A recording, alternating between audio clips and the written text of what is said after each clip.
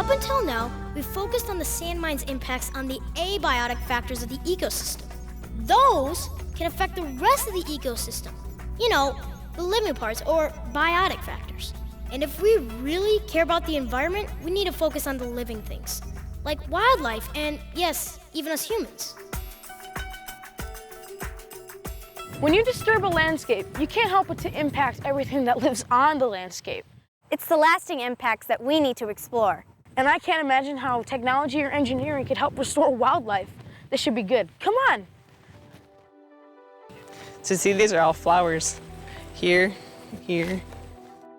We work the understanding of those species into our reclamation plan. For example, we found out that this area is known for Karner blue butterflies.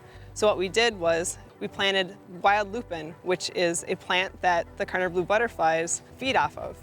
And we've actually seen Karner blue butterflies come into our restoration areas more than what was here before we started mining. When we came out here and looked at the reclamation areas and actually found some, it was incredible. All the hard work actually paid off. Well, we've been working with the Wildlife Habitat Council to increase the number of flower species that we use in our seed mix to attract more pollinators to the area, since it's so important. We've seen lots of different species of honeybees, hummingbirds, wasps, moths, and lots of butterflies. Okay, I admit I'm a bird watcher, and I'm super amazed on how many bluebirds you guys have here. I know, isn't it great? Yeah, how did you guys get them all here? Well, we've been working with the Wisconsin Bluebird Association to build houses and place the bird houses in locations that the bluebirds will use and nest in. We put up over 18 birdhouses and we fledged out over 80 birds this summer. 80 birds? Yeah. Besides all the birds and the bees, the more closely we looked, the more we discovered that the reclamation program really was working. Jacob stepped in some deer droppings. We saw plenty of tracks too. See, we planted this clover here to stabilize the soil, but the rabbits and the deer love it.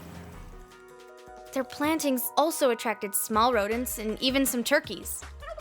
And get this, some of the guys at the mine even spotted bears on the site. Oh my.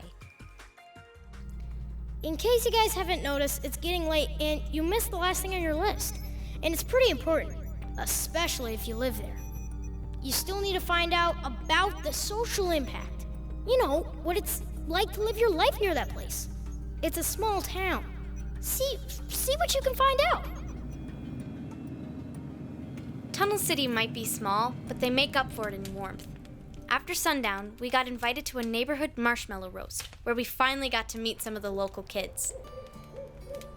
Oh, they knew why we were there investigating the mine, but they still shared their opinions about living right across the road from it. They talked about when the community first heard of the mine coming in. Most people were naturally afraid of possible noise, water, and air pollution. But after the mine started up, they eventually found out the same stuff we did. It kind of hasn't affected the people as much that people thought it would. I think we hear more cars on the highway than we do at the mine, so it's not that big of a deal. These kids turned out to be pretty perceptive. They even surprised us when they explained the difference between a mine being near a community and this mine actually playing an active role in their community. It has benefited most people more than they thought. It has certainly helped out the community. The mine I think, has brought the community more closer together with, I know they did an open house a couple weeks ago. And they also have family days there where the employees' families can go out and have a tour, and after the tour is done they can take pictures of all the equipment and have a nice meal at the end of it too. And I think it also gives the community a name for itself.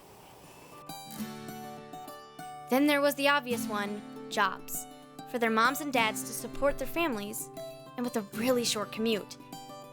They also talked about working at the mine themselves someday, many wanting the same jobs as their parents. And finally, with everyone crowded near the fire, it told plenty about something you can't find everywhere. Close friends who live really close. That's pretty cool. So we found out that we need industrial sand in our lives. That's clear. And we need someone to mine it and process it. Hopefully it will be high-tech miners like the ones here in Tunnel City. And if you really think about it, we could learn a few things from what they do here in Tunnel City. Yeah. What a concept, using technology, engineering, and a development plan to consider both the environment and towns like this. Environmentally, it kind of makes me see the light at the end of the tunnel. Here, eat a marshmallow. What about Pros and cons.